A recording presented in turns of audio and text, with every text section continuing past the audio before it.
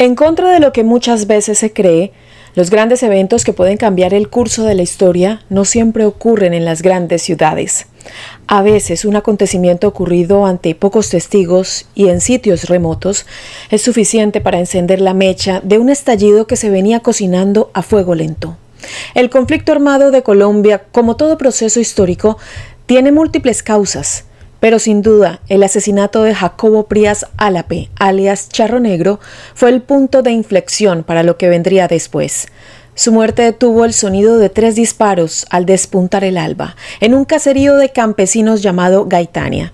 Álape había decidido enfrentar lo que fuera que estaba por ocurrir esa mañana, cuando una veintena de hombres llegó hasta aquel sitio y se detuvo en su puerta en medio de un clima político de tensión creciente.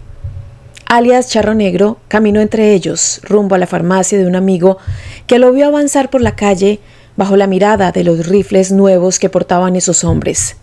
3 tiros, y ahí se terminó la historia del Charro Negro para darle sitio a otra muy distinta. Dicen, los que lo vieron, que cayó pesadamente sobre el suelo de tierra, pero que su sombrero nunca se despegó de su cabeza. Dicen también que su muerte fue la gota que rebalsó el vaso.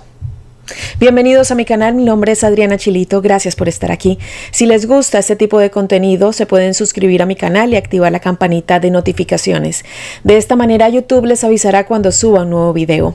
También me pueden seguir en mis diferentes redes sociales, me encuentran en Instagram, Facebook o en Twitter como @lachilito y en TikTok como @lachilito1. Comenzamos.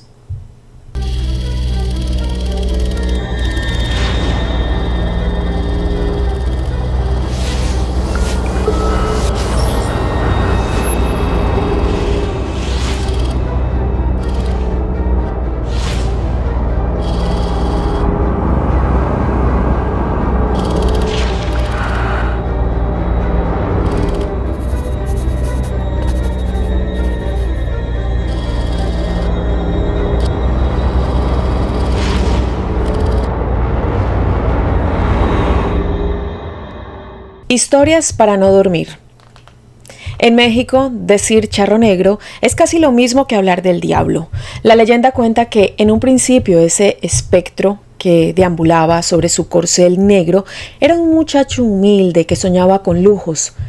Tal era su ambición, aquella que sus padres lejos estaban de poder cumplirle, que vestía ropas lustrosas y hasta dejaba de comer unos días con tal de ahorrar unas monedas que le permitieran hacerse ver como un rico.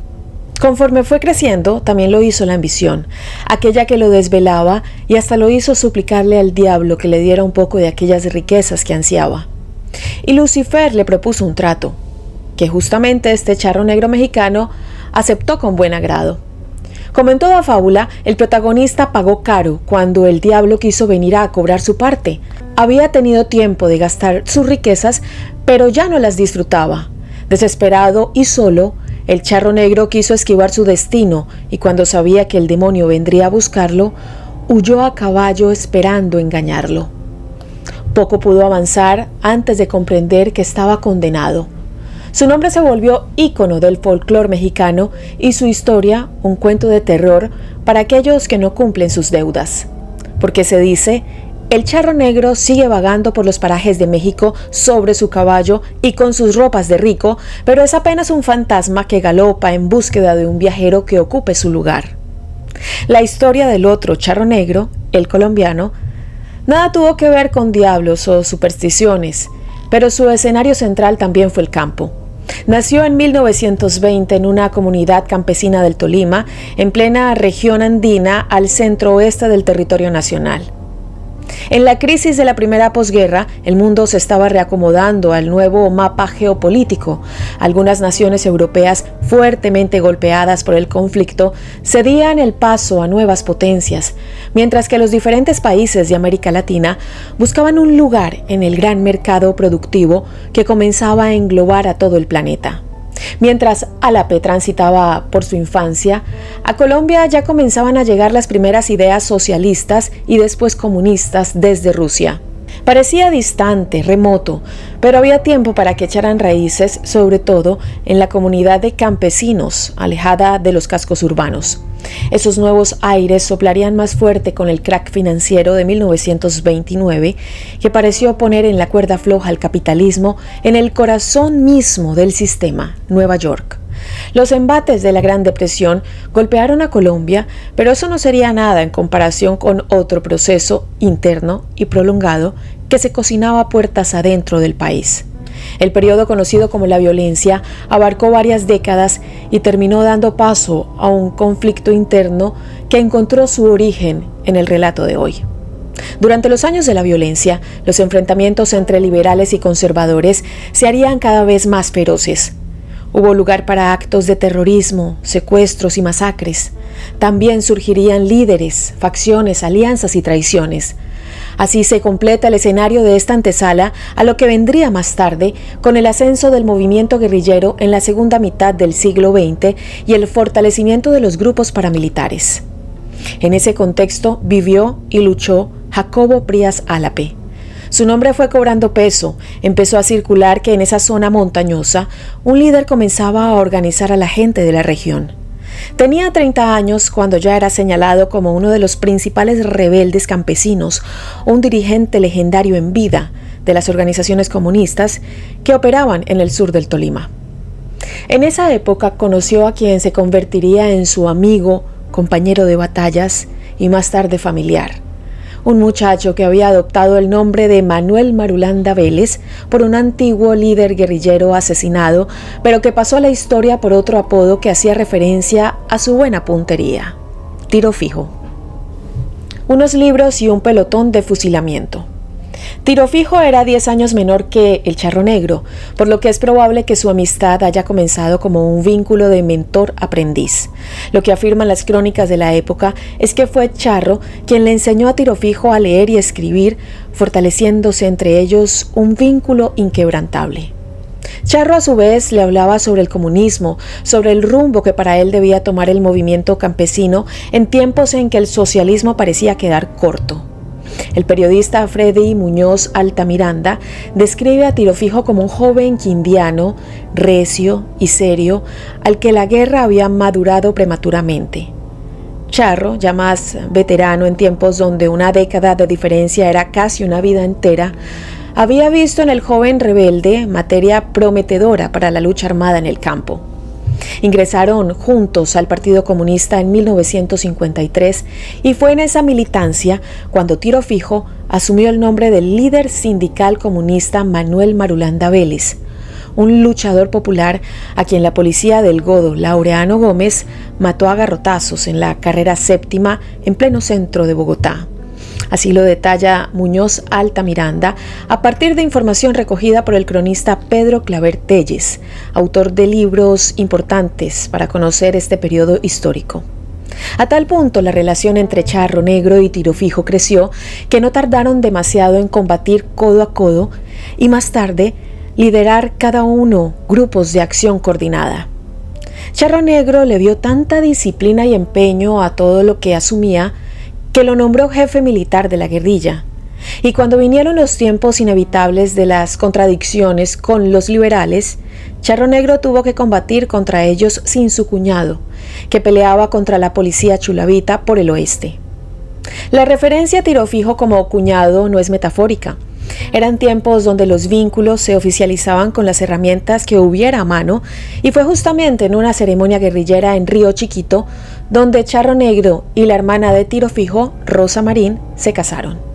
Pero para llegar hasta ese punto, Charro Negro y Tiro Fijo tuvieron un episodio heroico que forjó su amistad para siempre.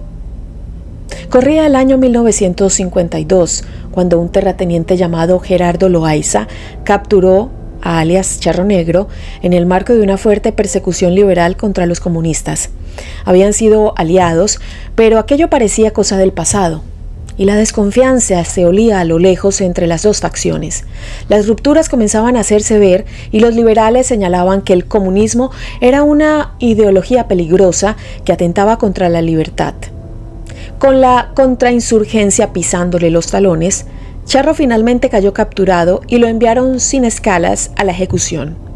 Cuentan los relatos que recoge Claver Telles que mientras los fusiles eran cargados para poner fin a la historia de Charro Negro, apareció Tiro Fijo. Ocurría que el terrateniente que había capturado su amigo no era otro que el tío de Tiro Fijo. Charro Negro vio el momento en que su mayor aliado enfrentaba al pelotón de fusilamiento y frenaba en ese preciso instante su condena a muerte. Charro parecía vencido, diferente a la imagen que daría unos años más tarde, en la que finalmente sí sería su ejecución. En este caso, echado contra una pared en ese pequeño poblado de La Gallera, Charro Negro parecía resignado a que estaba ante su final. La intervención de Tiro Fijo fue tan oportuna como efectiva. A Charro Negro acababan de regalarle 8 años más y debía aprovecharlos. La muerte llega.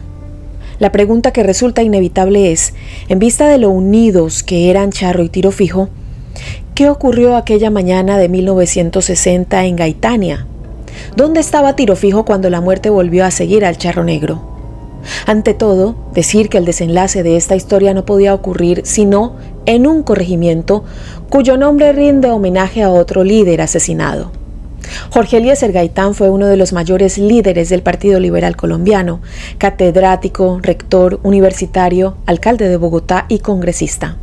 Su asesinato, el 9 de abril de 1948, tuvo carácter de magnicidio y no solo otorgó nombre al sitio donde fue abatido, sino que su muerte aceleró los acontecimientos que pasarían a la historia como el Bogotazo. Está claro que en periodos de semejante tensión y violencia, asesinatos como el de Gaitán y más tarde como el de Charro Negro serían las piezas clave del proceso inmediatamente posterior. Así es que volvemos a Gaitania para contemplar otro momento en que la historia da un volantazo. Un día antes del asesinato de Charro Negro, algunos líderes campesinos se habían reunido para tratar varios temas. En aquellas zonas de Tolima, los comunistas ensayaban el modelo de sociedad que leían en los libros. Entre fincas, siembras de maíz, yuca y café, cría de ganado y la paulatina construcción de caminos y puentes, empezaba a tomar forma un modelo de sociedad que en ese pequeño paraje natural parecía realizable. Se lo conoció como República de Marquetalia, un enclave para aquellos guerrilleros que no habían entregado las armas en las amnistías de la última década. Sin embargo, fuera de esa suerte de sociedad utópica, los conflictos y tensiones internas alcanzaban un punto que parecía insostenible. La segunda semana de enero de 1960, 3 líderes guerrilleros se reunieron en Gaitania para acercar posiciones y sobre todo sensaciones de aquellas cuestiones que empezaban a resultar preocupantes. Además de Charro Negro y Tiro Fijo, el tercero del cónclave era Isauro Llosa. Mayor que los otros, era todo un pionero de la lucha guerrillera, desde sus tiempos como presidente de la Liga Campesina de Irco y El Limón en Chaparral. La historia de Llosa se desdibuja hasta casi perderse en la segunda mitad de los años 60 y no se sabe a ciencia cierta cómo ni cuándo murió. Pero en 1960 había acudido al llamado de Charro y Tiro Fijo. En esa reunión trataron 2 temas que amenazaban la seguridad de los campesinos comunistas de entonces. Frente a los liberales armados que buscaban sacarlos de la región, el robo de una ametralladora americana del armerillo del guerrillero liberal Jesús María Oviedo, alias Mariachi, y la sustracción de ganado a un hato privado del Cauca por parte de uno de los hermanos Pardo, llamado El Chiquito Pardo, miembro de la guerrilla comunista. Así lo detalla Muñoz Altamiranda. Parecen temas menores, pero en el contexto de la lucha insurgente podían ser de vida o muerte. Y claro que lo fueron. La decisión que tomaron los guerrilleros fue devolver el ganado y quedarse con la ametralladora. Según señalaba el tal Mariachi, eran en total 200 reses y Pardo, el que las había robado, a su vez sostenía: las tomamos porque el gobierno no nos ha cumplido las promesas. Aparecía entonces otra figura central en este episodio sangriento: Mariachi. Como si de pronto la influencia mexicana volviera a afirmar sus raíces en esta historia. Su verdadero nombre, como dijimos, era Jesús María Oviedo y comenzó como guerrillero liberal para más adelante transformarse en jefe paramilitar. Su paso por la guerrilla lo acercó un tiempo a Tiro Fijo, pero los caminos se abrieron cuando ocurrió la división entre limpios o liberales, y comunes o comunistas, como se le conocían. Esta división interna marcaría a fuego aquel año 1960 y todo lo que ocurrió en espacio de pocas horas entre los cerros y poblados. Mariachi había recibido el arma robada junto con otro cargamento de oficiales militares de la Sexta Brigada del Ejército en Ibagué y el Batallón Tenerife de Neiva. Se cocinaba una guerra que parecía iniciada con el objetivo de desplazar a los comunistas de las zonas que habían estado habitando y dar a la vez un motivo fuerte al ejército para que interviniera en la región.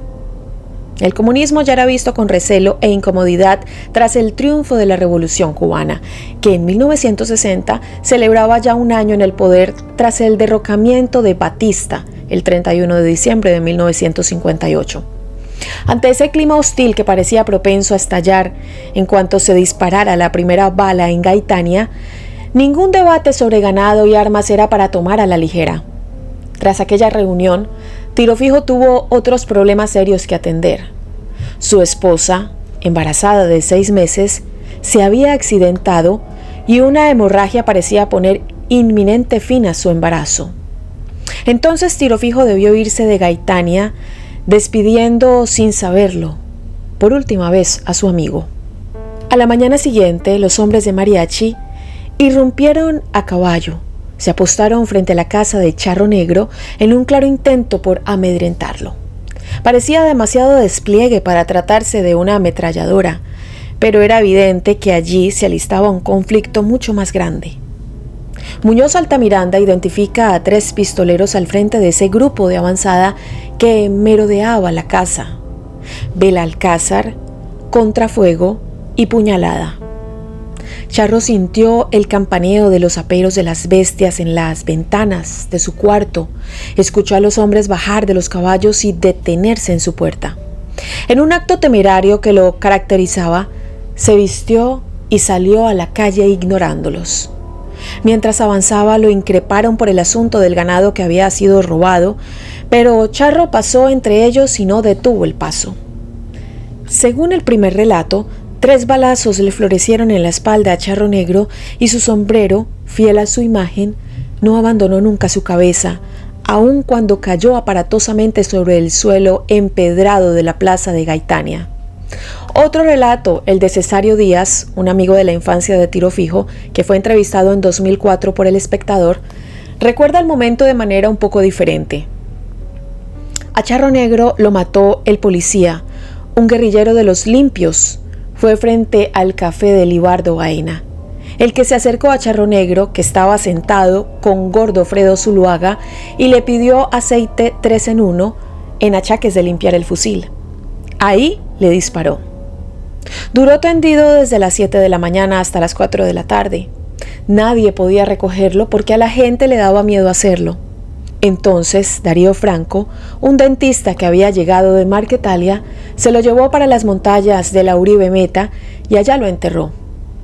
El testigo, cuando fue entrevistado, tenía 75 años y el relato periodístico subrayaba que en muy contadas ocasiones hacía referencia a aquel recuerdo. Las capas del olvido se mezclan con un relato difuso, enredado entre la historia y el mito.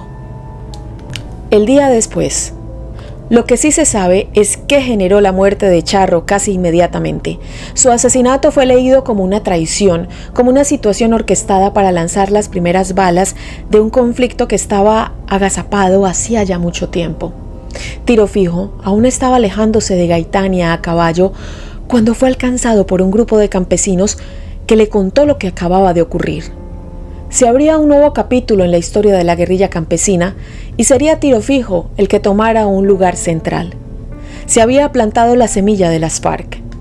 El escritor Pedro Claver Telles lo contaría en su libro Punto de Quiebre, el asesinato que marcó el comienzo de las FARC, uno de los pocos abordajes en profundidad de este episodio. Allí plantea, dentro de sus primeras consecuencias, la muerte de Álape, Charro Negro, cambió para siempre la vida de un movimiento campesino que en ese tiempo estaba dentro de la legalidad y que a partir del insuceso tomó el camino de la clandestinidad para después, a la vuelta de un par de años, convertirse en el grupo guerrillero activo más antiguo del mundo. Tiro Fijo partió rumbo a Neiva e Ibagué para denunciar el asesinato de su amigo, pero la respuesta que recibió en ese contexto le sonó a una amenaza. Ya vamos para allá a imponer orden. Así le dijeron los miembros del ejército. Tiro Fijo supo que era el comienzo de un periodo declaradamente hostil, por lo que no tardó en volver a Gaitania con el objetivo de organizar a sus hombres y transformar ese movimiento agrario guerrillero en un denominado grupo de autodefensa. Fue entonces la época de Tiro Fijo, su propio momento histórico con aires de venganza por la muerte de Charro Negro. Los años siguientes pasarían de las emboscadas en los caminos abiertos y sangrientos a enfrentamientos entre el movimiento de autodefensa campesina que comandaba Tiro Fijo y el gobierno nacional. Los paramilitares tomarían parte en la espiral de violencia y no tardarían en llegar también las bandas del crimen organizado. Marquetalia pasaría a convertirse en uno de los puntos territoriales centrales del conflicto de aquellos años. En 1964, apenas 4 años después del asesinato de Charro Negro, la Operación Soberanía iría directamente contra el enclave guerrillero de Gaitania. Con un puñado de sobrevivientes, Tiro Fijo reorganizaría a esos marquetalianos para conformar el Bloque Sur, que en 1966 se convierte en las FARC. El resto es parte de otra historia. Para muchos es el símbolo general de la resistencia a la violencia de los años 50. Para otros fue un simple bandolero que empuñó las armas en 1949 y organizó la guerrilla liberal de los Llanos Orientales. Sea como sea, su objetivo era pelear y defender a su gente de los atropellos conservadores contra la población civil. La siguiente es la historia de Guadalupe Salcedo. En el marco de lo que se consideraría el fin de los grupos de guerrillas del llano, fue asesinado el máximo líder en esa región conocido como Guadalupe Salcedo. El acontecimiento fue considerado por sus seguidores como uno de los magnicidios más atroces y representativos de la segunda mitad del siglo XX. Pero, ¿qué pasó? ¿Qué fue lo que se interpuso entre el desarme, el proceso de pacificación y finalmente el asesinato de Salcedo, también conocido como el terror de los Llanos Orientales? ¿Fue quizá una traición por parte del gobierno? Existen infinidad de versiones en torno al tema. En este momento, la prensa se dedicó a publicar una teoría. El fiscal Eduardo Umaña Mendoza, quien investigó este caso, decía otra cosa. Los historiadores después dijeron otra, pero al final, de una manera directa o indirecta, todas coincidían con que lo más seguro era que la mano negra del Estado hubiera sido la responsable de acabar con la vida de uno de los bandoleros liberales más icónicos del país. Su muerte nunca fue investigada con seriedad y jamás se conocieron los responsables materiales o intelectuales de este crimen. Conozcamos quién fue Guadalupe Salcedo y por qué aún hoy algunos recordamos sus hazañas. José Guadalupe Salcedo Hunda nació en la vereda Los Chorros de Tame, en el departamento de Arauca, en el año de 1924. Su padre fue un ganadero venezolano llamado Antonio Salcedo y su madre, Tomasa Hunda, oriunda de Orocué, en el departamento de Casanare. Salcedo se crió en Guariamena, una población ubicada entre Maní y Orocué. Estudió en Arauquita y trabajó en los hatos ganaderos, en donde aprendió las faenas en la llanura. Guadalupe Salcedo comenzó en el mundo criminal a los 25 años de edad, en el año de 1949. Debido a su templanza y decisión, fue ascendiendo poco a poco en la estructura insurgente y se dedicó a planear estrategias que permitieran acabar con el enemigo como fuera. En este caso, su blanco principal era el ejército, la policía y los conservadores en cabeza del entonces presidente Laureano Gómez. Fue el comandante más famoso de uno de los grupos de las guerrillas liberales que operaron en los llanos desde 1949 a 1953. Las versiones populares señalan que estas guerrillas nacieron con el propósito de defenderse del ataque de la violencia conservadora promovida y auspiciada por el gobierno de la época hacia los liberales, después de los sucesos del 9 de abril que culminaron con el asesinato del caudillo liberal Jorge Eliezer Gaitán y que destrabaron de cierta manera el conflicto latente que permanecía entre liberales y conservadores.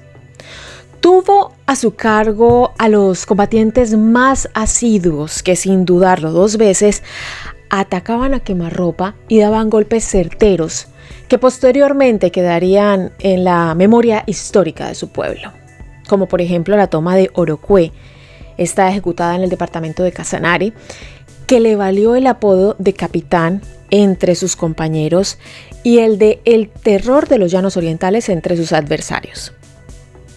Para diversos historiadores, las guerrillas, en este caso la liberal de los llanos orientales, surgió como consecuencia de la violencia, atropellos, los sistemáticos abusos, torturas, detenciones ilegales, asesinatos selectivos y colectivos y hasta quema de poblaciones.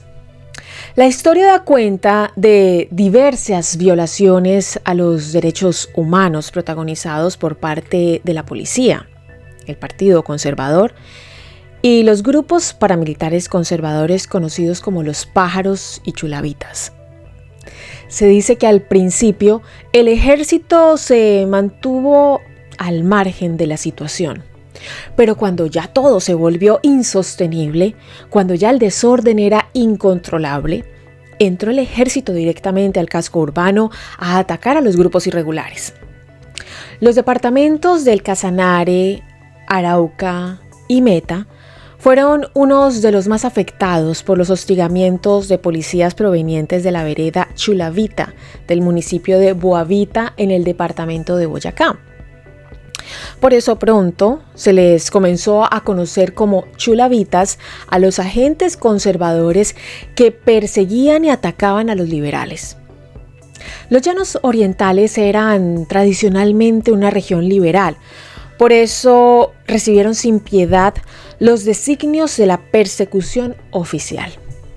Se crearon estos grupos de resistencia y pretendían recibir apoyo económico especialmente del Partido Liberal Colombiano. Resulta que este partido no los auspició, pero eso no era motivo para detenerse. Buscaron y si les tocaba tocar las puertas de casa en casa lo hacían. Terminaron obteniendo donaciones de la gente del pueblo por la simpatía que despertaban y también recibieron apoyo de los ganaderos de la región. Sin embargo, no era suficiente. Guadalupe se volvió muy famoso después de ejecutar la emboscada del Turpial en el mes de junio de 1952. Exactamente en Orocué, en el departamento de Casanare, atacó por sorpresa el campo de aviación del ejército, asesinando a 15 soldados. Pocos días después, una columna de aproximadamente 150 insurgentes llaneros, al mando del comandante Alberto Hoyos, lugarteniente de Guadalupe Salcedo, cruzó el río Meta y se acercaron a Puerto López, específicamente al sector del Turpial, a orillas del río Meta. En este lugar, los bandoleros sorprendieron a una columna de 100 soldados que iban de regreso en 6 camiones a su base de Puerto López. Los guerrilleros no dudaron un instante en emboscar y atacar los 2 primeros vehículos, que cayeron rápidamente ante la emboscada improvisada. Cuando los demás soldados se dieron cuenta de lo que estaba pasando, se bajaron de los 4 vehículos restantes e intentaron refugiarse, pero ya los adversarios los tenían cercados. Era demasiado tarde. Comenzó el combate y el primero en caer fue Alberto Hoyos, el lugarteniente y quien comandaba la operación. Recibió un tiro en la cara. Sus hombres, con más furia y llevados por el veneno de la venganza, acabaron con las trincheras enemigas, dejando a los uniformados sin salida y aniquilados. El saldo de esta masacre fue desastrosa. 2 oficiales, 12 suboficiales y 82 soldados fueron asesinados. Solo 4 uniformados salieron ilesos, lograron huir y avisar lo sucedido. Ante tanta infamia y con una gran sed de venganza y poder, Guadalupe Salcedo reunió a los comandantes de los grupos guerrilleros liberales de los Llanos, con quienes pretendía establecer lazos más estrechos. 42 comandantes asistieron. Entre ellos estaban Eduardo Franco Izaza, José Alvear Restrepo, Dúmar Aljure, los hermanos Fonseca, los hermanos Bautista, el Pote Rodríguez Colmenares, Marcos Achagua, Vitelio Castrillón, José Mogollón, entre otros. Durante esta reunión se promulgó la primera ley del llano, el 11 de septiembre de 1952. Suscrita por el Comando Guerrillero de los Llanos Orientales, y en la que reza que se debía organizar a la población civil, darle una organización militar a la resistencia y también la necesidad de planificar las actividades relacionadas con la producción en las zonas donde actuaban los frentes guerrilleros. La segunda ley del llano fue promulgada el 18 de junio de 1953 y en ella se plasma una especie de constitución de un estado independiente de facto en el llano. Todo parecía indicar que los llaneros necesitaban como fuera liberarse de la opresión oficial, por lo que pretendían crear una conmoción, o como lo llamaban, la Gran Revolución Nacional. Resulta que fue en este momento, con la existencia de un territorio independiente de facto en los llanos, y después de la Convención Nacional del Movimiento Guerrillero, en donde se empezó a conformar una propuesta política alternativa al bipartidismo, que llegó el golpe de Estado. Esto fue el 13 de junio de 1953 por parte del general Gustavo Rojas Pinilla.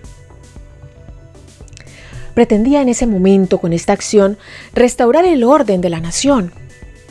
Se ordenó un cese al fuego unilateral a las Fuerzas Armadas y ofreció paz a los grupos insurgentes. Todo muy lindo en el papel, pero del dicho al hecho hay mucho trecho. Las guerrillas hicieron lo propio.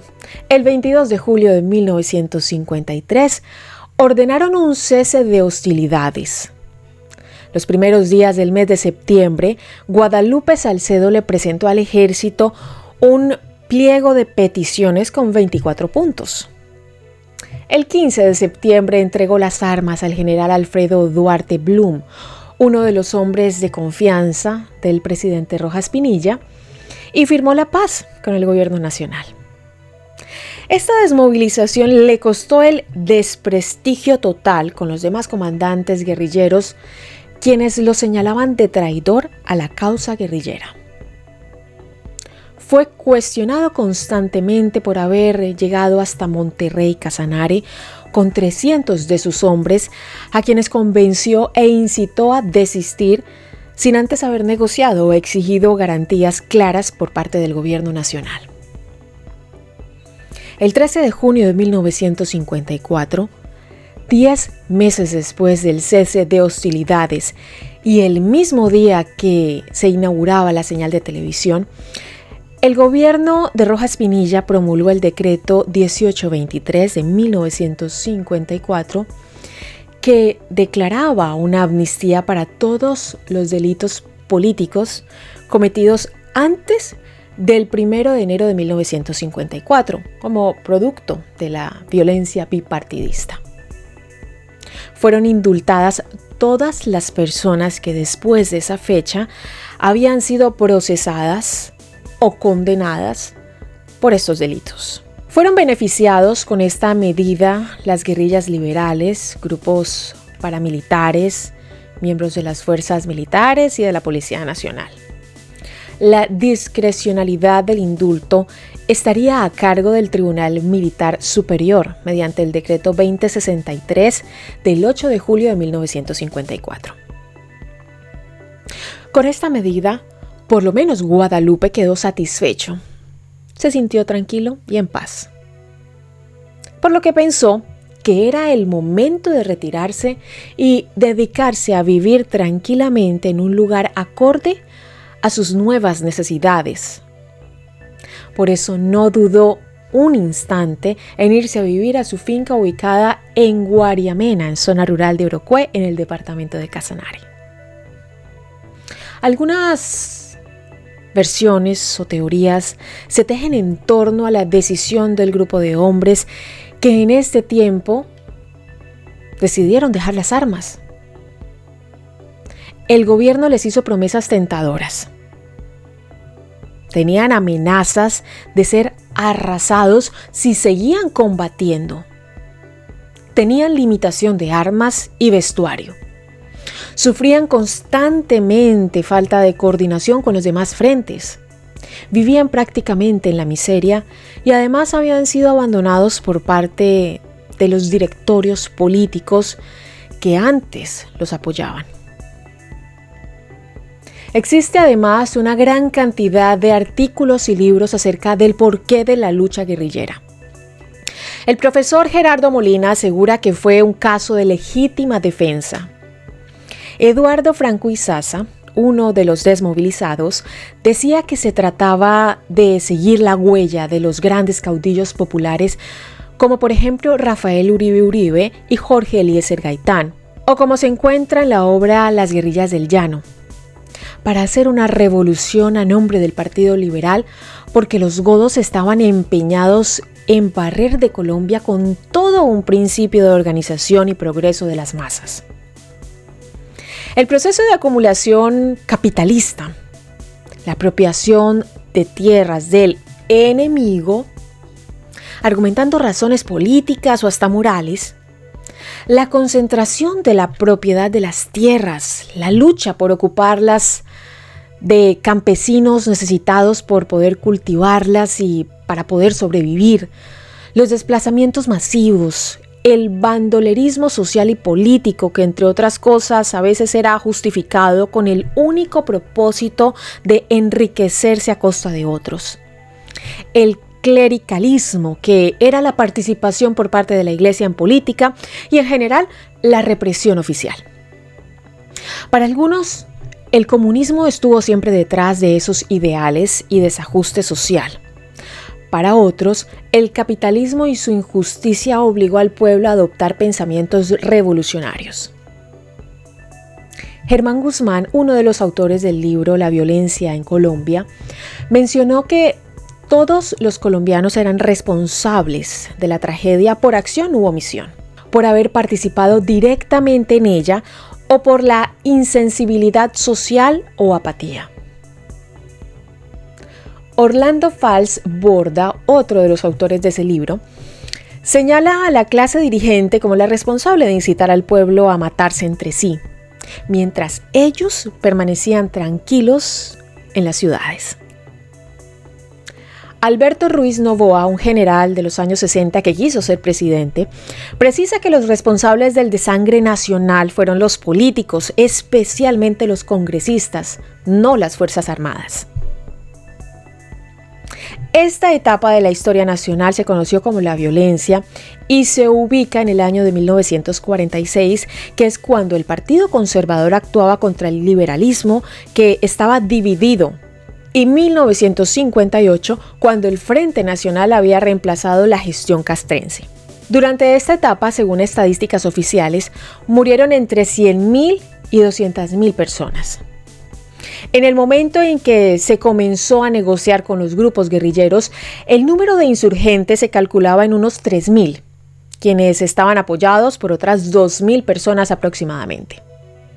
Si se les preguntaba por qué estaban en combate, respondían para entregar el poder al pueblo gaitanista. Se cuenta que una vez desarrollado el proceso de desmovilización, los campesinos que habían estado en el monte combatiendo volvieron a sus tierras, esperanzados en las promesas del gobierno, pero las encontraron ocupadas por conservadores, quienes no pretendían restituírselas. Por el contrario, los expulsaron y amenazaron. Los amenazaron de muerte. Es decir, fueron de cierta manera engañados con falsas promesas. Se dice que una vez Rojas Pinilla ya no estaba en el poder, continuaban en Colombia 43 cuadrillas de bandoleros en plena actividad con casi 500 integrantes. Guadalupe Salcedo era percibido como un estratega militar, exponente de valor, hombre valiente y dedicado a las labores del campo y promotor de la humanización de la guerra en medio de tantos actos atroces que tuvo que presenciar o en su defecto cometer. Este hombre, aunque sin éxito claramente, fue el precursor del fin del conflicto en su tiempo. Pasaron 3 años y 26 días después de la caída de la dictadura del general Rojas Pinilla. Exactamente el 6 de junio de 1957. Este día, en hechos confusos, fue asesinado Guadalupe Salcedo, cerca de la estación de bomberos del sur de Bogotá. Según el fiscal del caso, Eduardo Umaña Luna, quienes le dispararon fueron miembros de la Policía Nacional. Salcedo tenía un tiro en la mano izquierda, por lo que se podía simplemente concluir que había levantado los brazos para demostrar que no iba armado. Y de hecho dicen que no tenía armas. En ese momento estaba reunido con un grupo de amigos en el sector industrial de Bogotá, y fue ahí cuando llegaron integrantes de la fuerza pública y los rodearon. Salcedo se identificó con los uniformados y pidió que le respetaran su vida. Estaba muy temeroso porque ya varios desmovilizados que estaban en sus mismas condiciones habían sido asesinados en hechos confusos por las autoridades. Salió del lugar con los brazos en alto, con sus guardaespaldas. Las versiones aseguran que en ese preciso momento los policías comenzaron a dispararles a quemarropa y sin piedad. Guadalupe había sido traicionado por el establecimiento, por un Estado que le había prometido tranquilidad y una vida digna si se restablecía. El 9 de junio se desarrolló el sepelio a la 1:30 de la tarde, después de una misa en la iglesia Santa Ana de Teusaquillo, en la ciudad de Bogotá. Más de 5.000 personas le dieron el último adiós al capitán llanero y con pañuelos blancos pedían justicia. Guadalupe Salcedo fue enterrado en San Pedro de Arimena, en Puerto Gaitán, en el departamento del Meta, con 2 de sus guardaespaldas. A la fecha no se sabe nada sobre los autores intelectuales del crimen de Guadalupe Salcedo, quien tuvo bajo su mando a miles de guerrilleros, quienes vieron ante sus ojos morir a su norte bajo su propia ley. Murió el líder y nació la leyenda. En las tierras de Salcedo permanece intacta su memoria. Los maniseños se enorgullecen de su comandante. Al oír su nombre, lo relacionan directamente con el legado revolucionario. Maní hoy cuenta con un barrio y un monumento en su memoria. En Arauca, Casanare y Meta se le percibe como un héroe y se le toma como ejemplo del llanero ideal, comprometido con sus principios hasta dar la vida por ellos. El dramaturgo Santiago García Pinzón escribió una obra de teatro llamada Guadalupe años 50, donde se relata el abandono de los líderes políticos a las guerrillas liberales de los llanos. Arnulfo Briceño compuso La toma de Páez en homenaje a Guadalupe Salcedo. El polideportivo del municipio de Paratebueno en Cundinamarca se llama Guadalupe Salcedo y el Frente 10 de las FARC-EP se llamó Guadalupe Salcedo y operó en el departamento de Arauca. Sangre Negra. Quienes escuchaban este nombre en los pueblos o caseríos sentían que su pulso se aceleraba casi que instantáneamente.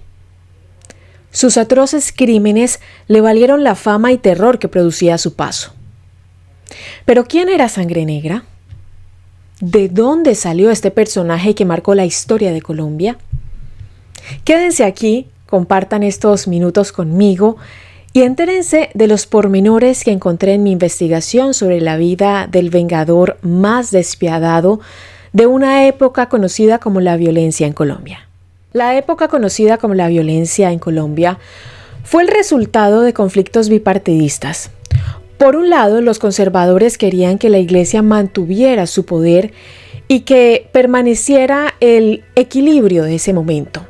Mientras tanto, los liberales querían tomar un clero, limitar su poder, separarlo del Estado y mover ese sector económicamente. Así comenzarían las rencillas que cada vez aumentaban y que definitivamente estallaron con el asesinato o el magnicidio del líder del Partido Liberal, Jorge Eliezer Gaitán, ocurrido el 9 de abril de 1948. Gaitán era muy carismático y la mayoría de sus seguidores lo idolatraban. Cuando ocurrió el asesinato, los ciudadanos identificaron al agresor, Juan Roa Sierra, y lo lincharon. Posterior a esto empezaron a saquear la ciudad y a enfrentarse liberales contra conservadores, a quienes señalaban como responsables de la muerte de Gaitán. Este específico momento se le conoce como el Bogotazo. Este es un resumen muy por encima porque este suceso es tan profundo que da para un video completo. La primera fase de la violencia se efectuó de 1946 a 1953 y dejó un total de 130.000 muertos. La primera tregua bandolera bipartidista se detuvo con el golpe de Estado de Gustavo Rojas Pinilla al gobierno de Laureano Gómez el 13 de junio de 1953. Este cese de actividades delictivas duró hasta 1954, cuando la dictadura atacó los sectores agrarios liberales y comunistas del oriente y del sur del Tolima. Este conflicto de 3 años, que produjo 16.000 muertos, terminó el 10 de mayo de 1957, cuando Rojas fue depuesto y nombró una junta militar para hacer la transición al Frente Nacional.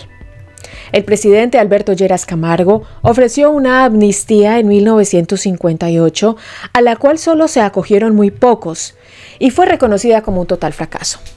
Esta fase de violencia de 1957 a 1966 dejaría un aproximado de 44.000 muertos. A partir de 1959, volvieron a aparecer en la esfera pública y con más fuerza los grupos criminales conformados por estos bandoleros, quienes se dedicaban principalmente al robo, la extorsión y el asesinato, con el propósito inicial de crear temor en el partido contrario. Con el tiempo, estos ideales fueron tomando otros rumbos, llevados principalmente por las ganas de venganza y teniendo el respaldo de importantes hacendados y políticos. Se conformaron las bandas liberales de Desquite, Alma Negra, Eli Bonilla, Chispas, de quien a propósito ya tengo un video contando su historia y trayectoria en el mundo criminal, de alias Arbolito, Póker y Sangre Negra, entre otros. También estaban las cuadrillas conservadoras de alias El Cabo Yates y Dalí Paloma, Efraín González, de quien también ya tengo un video contando su vida, y de Eusebio Pava Azabache, entre otros. Teniendo claro el contexto y la época, vamos a hablar de nuestro protagonista en esta historia. Se trata de Jacinto Cruz Usma, quien nació en Santa Isabel, Líbano, en el departamento del Tolima, en Colombia, el 1 de julio de 1932. Jacinto fue un hombre criado en el campo, víctima, como muchos, desde que los conservadores amenazaron a su familia y asesinaron a unos primos suyos. Frente al temor que le generaban sus detractores y ante la impotencia de no poderse defender o de no encontrar apoyo para contrarrestar estos ataques, creó una resistencia liberal que estaba encargada de exterminar a los soldados conservadores. Al ver que con estos crímenes podía aumentar su poder y, entre comillas, respeto entre la población con los hacendados, tener hombres de confianza, también entre comillas, y además hacer dinero, rápidamente comenzó a aumentar el paquete de vejámenes y atentados en contra de la ciudadanía. Empezó a secuestrar, a tomar pueblos, a asesinar y a abusar de mujeres solo por pertenecer a la ideología conservadora. En estos tiempos, las personas eran liberales o conservadoras. Era prácticamente imposible no tomar partido, lo que generaba una situación riesgosa para todos, ya que constantemente estaba el miedo de caer en manos del bando contrario y ser secuestrado, abusado o asesinado. La familia de Jacinto era liberal, es decir, su padre y madre habían sido liberales, lo mismo que sus abuelos, y también la zona donde había nacido, Santa Isabel, Tolima, era mayoritariamente liberal. Durante los primeros años que siguieron al Bogotazo, estuvo lejos de las actividades violentas bipartidistas que estaban consumiendo al país. Sin embargo, en 1951 decidió tomar venganza después que unos primos suyos fueran asesinados en la estación de policía del Cairo, en el departamento del norte del Valle del Cauca. A partir de ese momento se convirtió en un despiadado asesino que no perdía ni la más mínima oportunidad para atacar a cuanto policía o militar se cruzaba por su camino. Después de asesinar a un conservador en Argelia Valle, se fue huyendo de ese departamento para el norte del Tolima, en donde vivió hasta 1959. Durante estos 8 años, algunas versiones indican que se mantuvo en la clandestinidad y alejado de la vida delictiva. Sin embargo, otros testimonios aseguran que en este tiempo comenzó a conocer y a involucrarse con las guerrillas liberales de la zona. A finales de 1959, Jacinto Cruz Usma rindió indagatoria en Santa Teresa, acusado de hurto, pero rápidamente fue dejado en libertad. Este fue el tiempo en que se desarrolló la segunda y fracasada amnistía organizada por el gobierno del presidente Alberto Lleras Camargo, tiempo que los grupos criminales aprovecharon para fortalecerse, aumentar la cantidad de reclutados, comprar armas y planear mejor sus estrategias.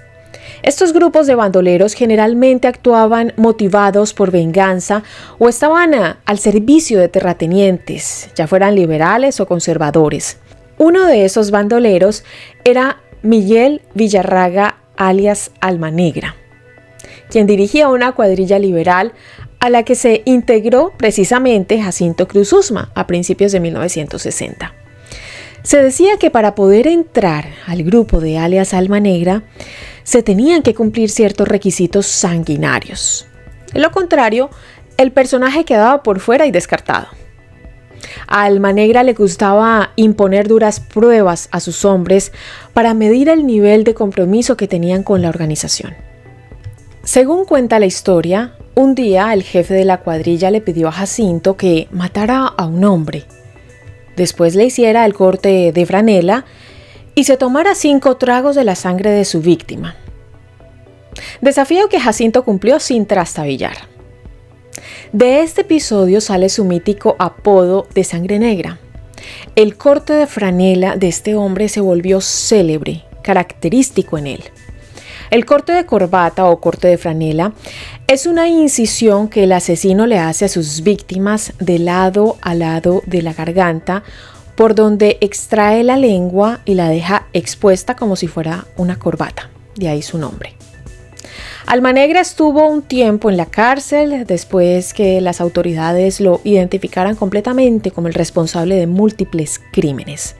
Se fugó en febrero de 1961, pero 3 meses después fue dado de baja por parte del Ejército de Colombia. Jacinto Cruz quedó al frente de la cuadrilla. Se dedicó a reclutar más hombres y a extorsionar y atacar las veredas del norte del departamento del Tolima. Su primera masacre la ejecutó en el mes de febrero del año 1962, en una zona conocida como Las Juntas, en Anzoátegui, Tolima. En esta acción fueron asesinadas 16 personas. La historia dice que este hombre pasaba por los pueblos y atacaba con todo a su paso. Las personas no podían soportar tanta violencia. Cuentan que los obligaban a elegir entre matar a un hijo o ser testigos de la muerte de todos. Solía perseguir y asesinar a quienes no le pagaban un impuesto que arbitrariamente cobraba. Les robaba a los campesinos los marranos y luego los dejaba secar para que los gallinazos se comieran los cadáveres. Fue un vengador inclinado a todo tipo de delitos: raptar y violar jóvenes y maestras, asaltar buses para robar y asesinar pasajeros conservadores. Tenía un gran odio por los policías y militares, no perdía oportunidad para asaltarlos. Su gran capacidad para moverse y recorrer diariamente grandes distancias a pie permitía que creciera su popularidad de bandolero invulnerable ante la tropa. En febrero de 1963, la cuadrilla de Jacinto cruzó el río Magdalena e ingresó a Cundinamarca, donde realizó 3 asaltos en San Juan de Río Seco, asesinando a 8 personas. De nuevo en el Tolima, el 20 de marzo de 1963, cometió 2 masacres. En la madrugada asesinó y decapitó a 8 campesinos en Totaré, Alvarado, arrojando sus cabezas al río. Al mediodía, en Los Guayabos, en la carretera de Alvarado a Anzoátegui, asaltó varios vehículos y allí la cuadrilla dio muerte y asesinó a 13 pasajeros y a un teniente de la policía que viajaba como civil. Sangre Negra los decapitó con un azadón. Algunos pasajeros lograron escapar y dieron aviso a la policía, quienes llegaron al lugar a socorrer a las víctimas. Sangre Negra los emboscó y mató a 3 carabineros. Al verse después acorralados por los policías, quienes pidieron refuerzos, la cuadrilla no tuvo otra opción que fugarse. Se refugiaron en la cordillera central, en donde estuvieron durante un tiempo en la zona de los Nevados. El 9 de septiembre de 1963 asaltaron a una patrulla en zona rural de Pereira. En esa oportunidad asesinaron a 5 militares. De regreso al Tolima, 2 semanas más tarde, Sangre Negra mató a 19 campesinos, incluidos 6 niños, en Totarito, Santa Isabel. Policía y ejército estaban azotados y las órdenes presidenciales indicaban que Sangre Negra era un blanco, era objetivo de alto valor y su muerte o captura era indispensable e indiscutible para el bienestar del país. La persecución continuó y a finales de enero de 1964, algunos militares llegaron hasta la guarida del hombre y la atacaron con granadas. Murieron en esta oportunidad varios bandoleros y Sangre Negra resultó gravemente herido, pero pudo escapar y abandonar el Tolima. Ante tanta violencia y crímenes, el gobierno designó al coronel José Joaquín Matallana y al Batallón Colombia para erradicar el bandolerismo del norte tolimense. Entre 1962 y 1965 se libró la batalla de exterminio contra los bandoleros. En ese tiempo, el temible bandolero de Esquite contactó a Sangre Negra. El nombre real de alias de Esquite era José William Aranguren. Su modus operandi consistía en realizar emboscadas en veredas, fincas, haciendas y carreteras, donde secuestraba y asesinaba a funcionarios de la fuerza pública, como miembros de la policía o también de las fuerzas militares como del ejército. También a civiles, campesinos e incluso menores de edad. Agredía sexualmente a mujeres y cometía hurtos en todos los lugares donde accedía. Este hombre contactó a Sangre Negra porque quería asaltar un convoy del ejército que se dirigía al Líbano. Sangre Negra aceptó, organizaron el asalto y terminaron de esa manera 13 militares y 2 civiles muertos. En marzo de 1964, Sangre Negra se encontraba en el Quindío, en donde reclutó a 3 hombres con los cuales ingresó al Valle del Cauca a finales de abril, atendiendo la invitación de su hermano Felipe Cruz, quien vivía en la zona rural del Cairo. Esto realmente era un plan ideado por el suboficial de la Policía Nacional de Colombia, dragoneante William Moreno Ramos, y pactada con Felipe, el hermano de Sangre Negra, quien estaba interesado en cobrar la recompensa ofrecida por su hermano y quien además no comulgaba con el pensamiento y las acciones criminales de este. Las autoridades ya le respiraban de cerca a Sangre Negra. Llegó el domingo 26 de abril de 1964. Jacinto fue detectado por las autoridades en el Cairo. Inmediatamente unidades mixtas de policía y ejército empezaron a ejecutar el plan. Inició el combate. El primer día cayó uno de sus acompañantes. Entre el lunes y el martes, los fugitivos fueron abatidos cuando intentaban huir hacia la serranía de los Paraguas. Sangre Negra fue herido en uno de los combates y, en esta oportunidad, tomó la decisión de suicidarse. Posiblemente el mismo lunes 27 de abril, según reportes de las autoridades. Su cuerpo fue encontrado el 28 de abril con la ayuda de perros adiestrados. Entre otras heridas, el cadáver presentaba un tiro en la boca y había sido castrado. Se dice que su hermano Felipe recibió una recompensa de $10,000 por haber ayudado a las autoridades a dar con el paradero de su hermano. El recuento de los delitos y atrocidades que se le atribuyen incluyen 377 homicidios agravados, 270 secuestros, 300 violaciones de mujeres de distintas edades, 150 casos de lesiones personales, 147 delitos de extorsión, chantaje y 107 delitos de atraco. Tal vez uno de los más feroces y sanguinarios bandoleros de la historia colombiana.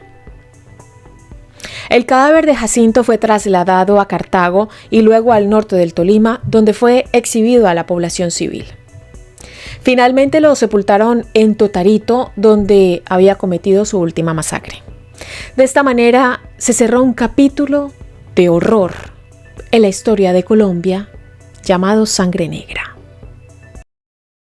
Asesinatos, robos, masacres, violencia sexual, secuestros, extorsiones, conflictos por tierras y guerras bipartidistas. Esto y más es lo que usted va a encontrar en este y en todos los videos que he grabado en torno a la vida de los bandoleros que fueron protagonistas durante la época conocida como la violencia en Colombia. Lo que van a encontrar en este video es una recopilación de algunas versiones relacionadas con el personaje, lo que se dijo al respecto y se publicó en los periódicos y revistas de la época, lo que declaró el gobierno, lo que reseñan algunos libros de esa época. Si usted tiene una versión distinta, lo invito a dejar su comentario en la caja de descripción. La historia de hoy tiene que ver con un bandolero del norte del departamento del Tolima, de corriente liberal y muy famoso, llamado José William Aranguren, conocido con el alias de Capitán Desquite. Este caso me lo recomendaron cientos de personas, pero el primero en mencionármelo fue mi suegro. Así que, señor Mauricio, gracias por participar activamente en el desarrollo de mi contenido digital. Y si usted conoce una historia y cree que puede ser interesante para investigarla y contarla, no dude en dejarme su mensaje o comentario en la parte de abajo de este video. José William Aranguren, conocido también como Capitán Desquite, nació en la vereda Guadual del municipio de Rovira, en el departamento del Tolima, el 5 de marzo de 1935. Fue un bandolero, agresor sexual y asesino selectivo colombiano. Como muchos lo mencionan, mataba para vivir y sembró el terror en el país durante más de una década, de los 50 a los 60. Un artículo publicado por María Cecilia Gómez en el año 2014 define propiamente a los bandoleros. Según Gómez, no tenían una ideología política, aunque había bandoleros de ambos bandos, liberales y también conservadores, pero eran más bien una especie de rebeldes que se vengaban de la sociedad, que solo les ofreció violencia. Sus apodos son el reflejo de sus vidas. Por ejemplo, Sangre Negra, tenemos también a Chispas, alias 7 Colores, de quienes justamente ya tenemos videos en este canal. También los respectivos links los van a poder encontrar en la caja de descripción por si de pronto les interesa conocer más al respecto. José William, que es el mismo alias Desquite, fue criado en el seno de una familia de campesinos liberales compuesta por Samuel Antonio Ángel y Gilma Aranguren. Vivían del trabajo agrícola. Era un hombre de regular estatura, de piel trigueña, cabello negro, frente ancha, tenía ojos castaños, cejas pobladas y orejas grandes, por lo que también era conocido con el alias de Orejón. Tenía un temperamento rebelde e insubordinado. Cuando tenía 16 años, presenció junto con su familia cómo Ovidio Hinojosa, quien era en ese momento alcalde conservador de Rovira, en compañía de los chulavitas, masacraron a sangre fría a su padre y a sus tíos. Fueron desplazados y tuvieron que huir de ese lugar hasta Ibagué, en donde se instalaron él y lo que quedaba de su familia. Pero la vida a partir de ahí fue mucho más dura que antes. Ya no tenían tierras para trabajar y quedaron sumidos en la máxima pobreza. José William decidió ingresar al Ejército Nacional. Fue la única salida que encontró ante la grave situación por la que estaba atravesando él y su familia. Se presentó al Batallón San Mateo para prestar el servicio militar y se destacó especialmente por su gran habilidad en el manejo de armas de fuego. Después de un tiempo fue trasladado al Batallón de Policía Militar en Bogotá, en donde se especializó en artillería pesada. Cuando terminó su servicio militar en 1956, empezó a buscar trabajo, pero todas las puertas se cerraban. Se relacionaba con jóvenes que estaban en sus mismas condiciones, con quienes decidieron viajar hasta Sevilla, en el departamento del Valle del Cauca, y se dedicaron a recolectar café durante una temporada. Con parte del dinero de ese trabajo compró un revólver, un radio de la marca Sanyo, una guitarra, y con esto regresó hasta Ibagué una vez se acabó la temporada. El tiempo pasaba, pero en su memoria tenía el momento que marcó su vida. Ese trágico hecho que le arrancó la tranquilidad de su alma y lo volvió a ese hombre sediento de venganza. Junto con sus amigos y primos, decidieron hacer justicia por sus propias manos. Por eso emprendieron un viaje hacia Rovira en búsqueda de Ovidio Hinojosa. Lo buscaron incansablemente. Recorrieron todo Guadual, La Cima y Río Manso, en donde finalmente lo encontraron. Él estaba en este lugar viviendo junto con su familia.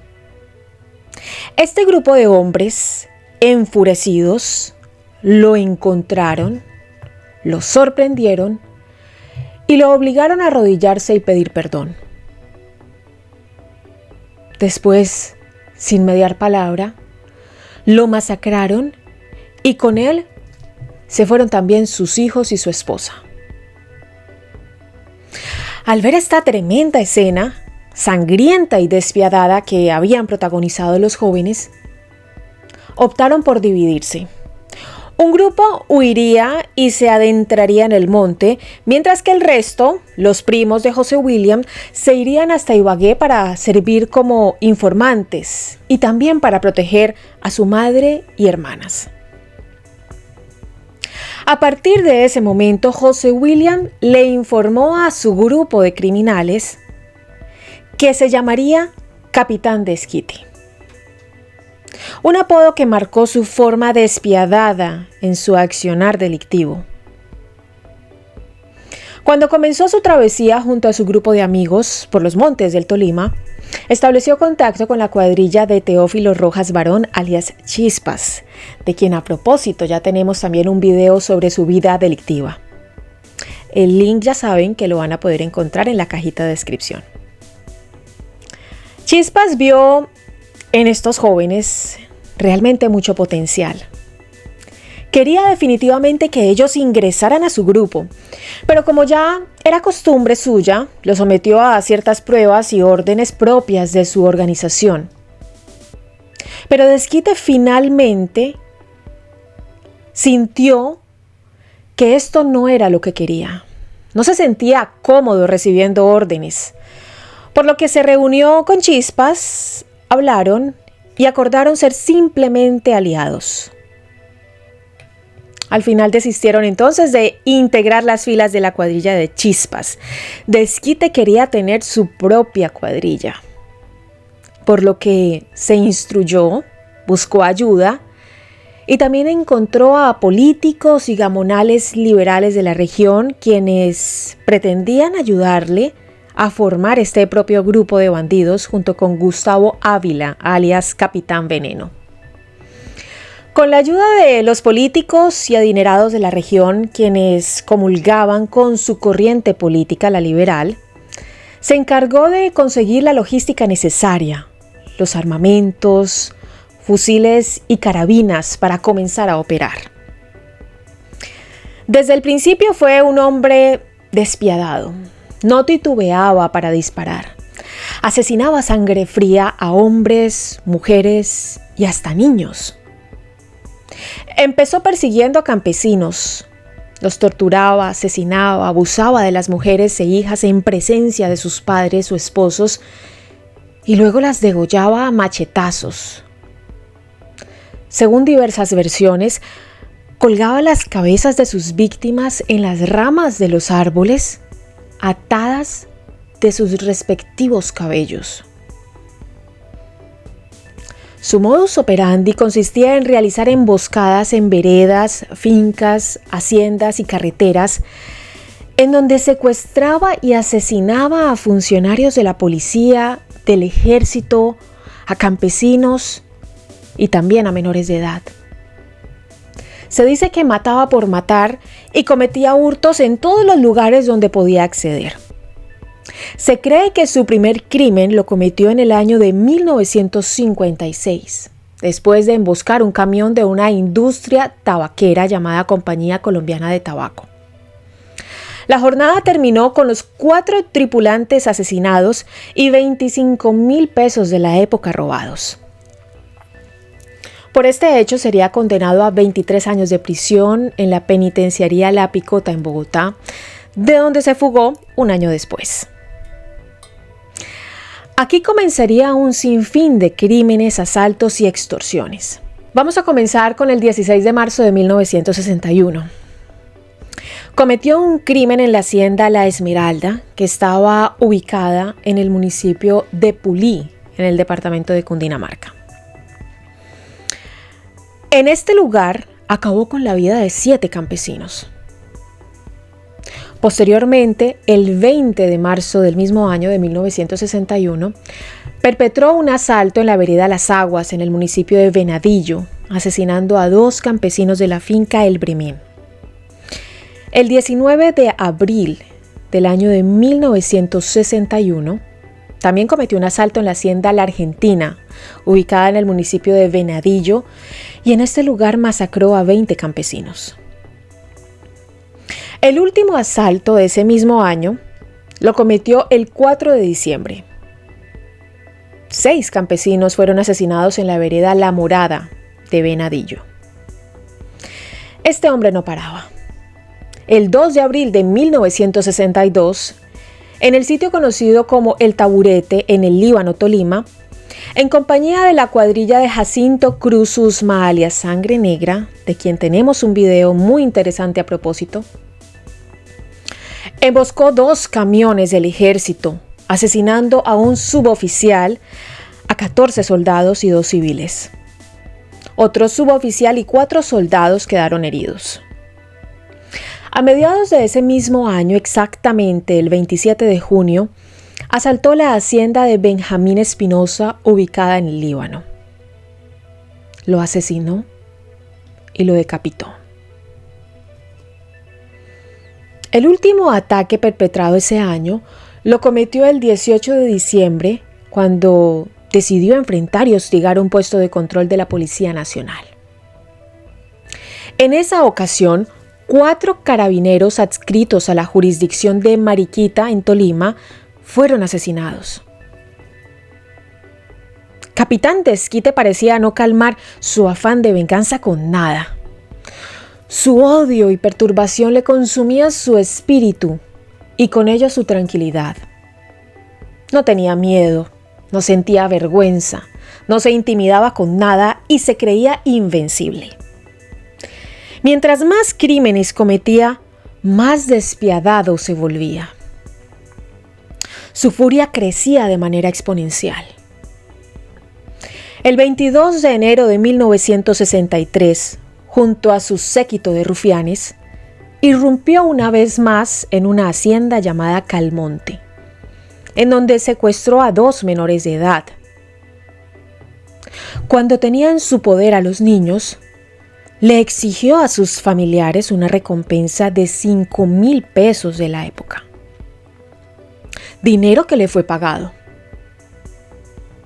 Sin embargo, José William, que tenía un corazón de acero, los decapitó. Los niños no pudieron volver a ver la luz del día.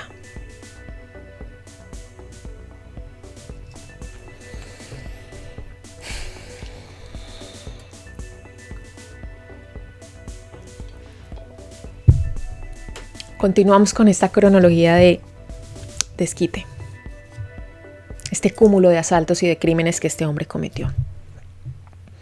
El 13 de febrero de 1963, emboscó y asaltó un bus de la empresa Arauca. Esto sucedió sobre la carretera Fresno-Mariquita, en el departamento del Tolima. El balance de esta jornada criminal fue de una persona asesinada, una mujer violada, 5 heridos y 3 personas secuestradas, de quienes nunca se volvió a tener noticia. 5 días después de estos hechos, en asocio con la cuadrilla de Luis Noel Lombana Osorio alias Tarzán, asaltó la hacienda La Plata en el municipio de Honda. Atacó y decapitó a los 4 finqueros que ahí se encontraban. El 5 de agosto de 1963 volvió a asaltar un bus, un camión y 2 volquetas que transitaban en la ruta Victoria-Marquetalia. El saldo de este hecho fue de 39 personas asesinadas y decapitadas y 250,000 pesos hurtados. El 2 de septiembre de ese mismo año mató a otros 9 campesinos y en diciembre de ese mismo año asesinó a otras 8 personas, 3 adultos y 5 menores de edad. A comienzos de 1964, José William emboscó una patrulla del Ejército Nacional y acabó con la vida de un soldado. Según información oficial, el último crimen cometido por este hombre y su combo ocurrió el 12 de marzo de 1964 en una finca conocida como El Volcán. En ese lugar, Capitán Desquite secuestró a un menor de edad. Lo obligó a cavar su propia tumba para después asesinarlo despiadadamente. Le atravesó el corazón de una puñalada. Lo quiso enterrar inmediatamente, pero el espacio que estaba cavado era muy pequeño para el cuerpo del niño. Así que Desquite decidió desmembrarlo en 8 pedazos y lo enterró sin remordimiento alguno. El gobierno, el ejército, la policía y los contrincantes estaban abrumados.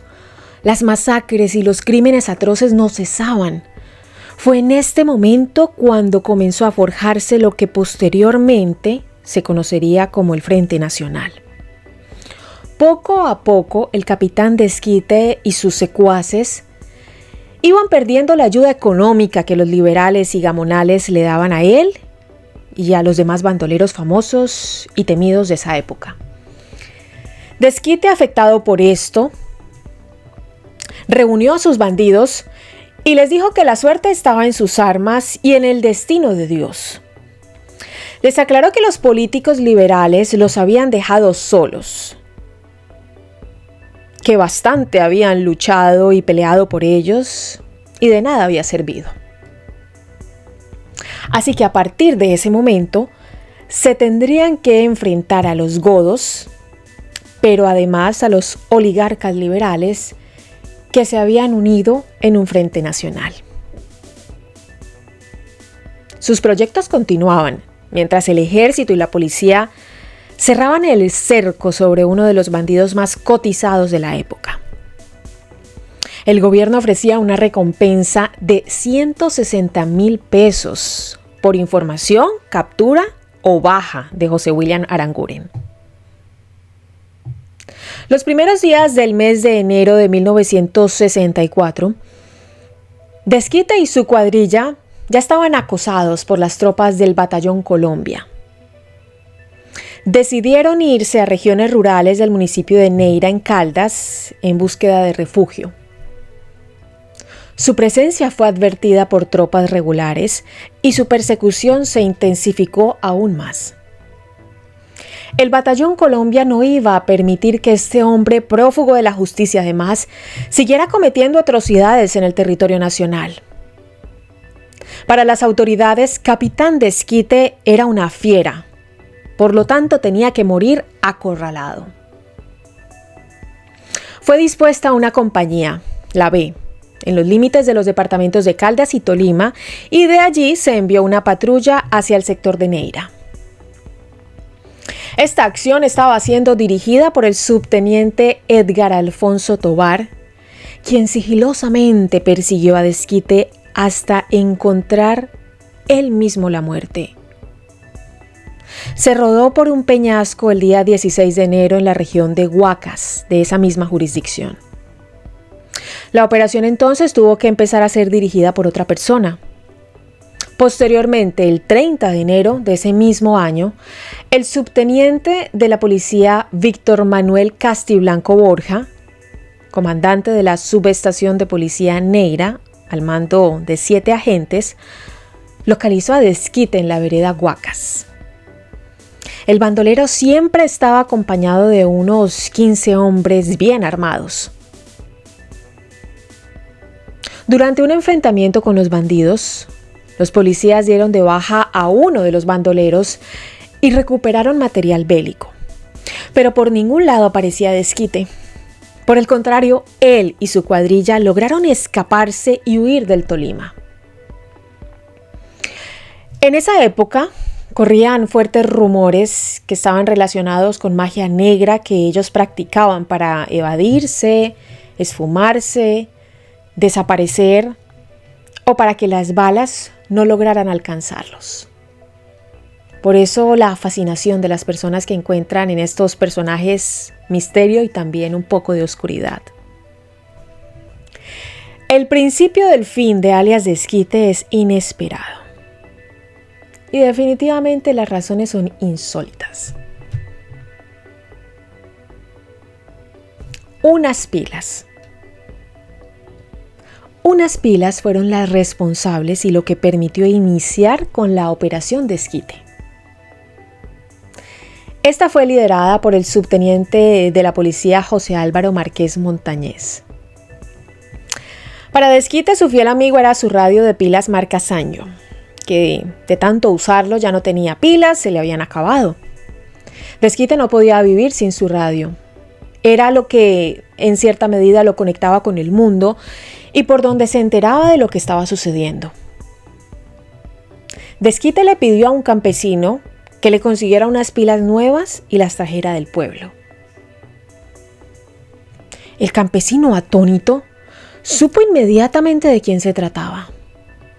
Desquite ya era famoso. Era famoso especialmente por ser cruel, despiadado y por perseguir especialmente a los campesinos y a los uniformados.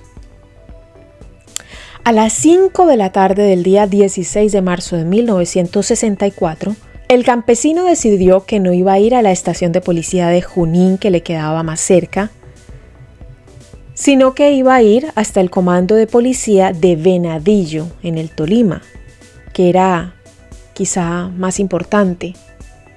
Esto para informar que en la vereda Rosa Cruz de Junín, y más precisamente en la finca denominada La Zulia, se encontraba el temible bandolero Desquite, en compañía de otros bandoleros.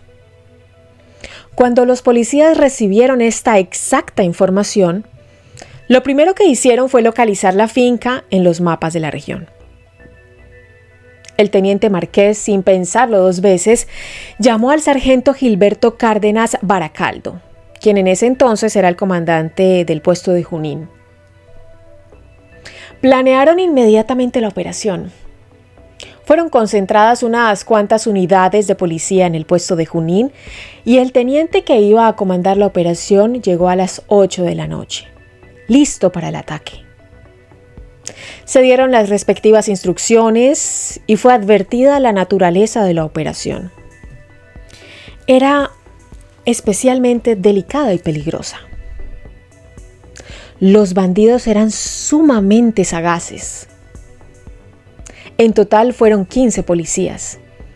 Emprendieron camino y la primera parada se efectuó en la vereda La Betulia, a donde llegaron aproximadamente a las 11:30 de la noche y en donde estaban los informantes que tenían más datos sobre el paradero de Desquite.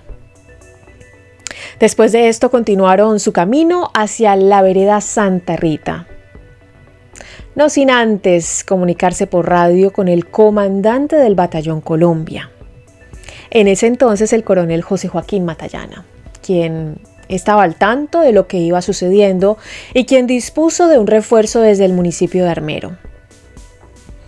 El clima tropical hizo de las suyas y a medianoche cayó un torrencial aguacero mientras todo esto iba sucediendo.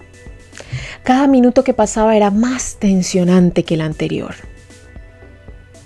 A las 5 de la mañana del día 17 llegaron al cruce de Santa Rita.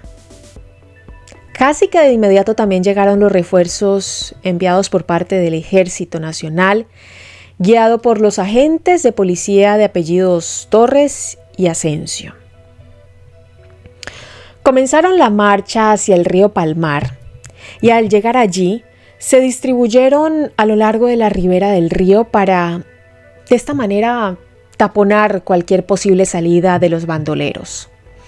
Varios uniformados se ubicaron de manera estratégica para observar y evitar cualquier posible escape o afectación a los uniformados. El teniente junto a un grupo de uniformados empezaron a registrar las casas de esa zona y mientras esto ocurría, se comenzó a escuchar un tiroteo sobre la ribera del río, por lo que decidieron devolverse para apoyar a sus compañeros.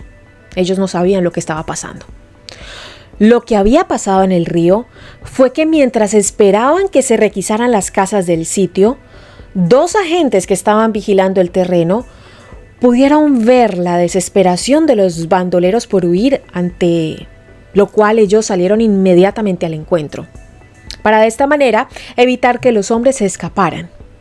Uno de los uniformados tomó de su cintura una granada M1 y la lanzó contra los bandidos, los cuales fueron alcanzados por algunas esquirlas y quedaron heridos, pero sin embargo lograron huir.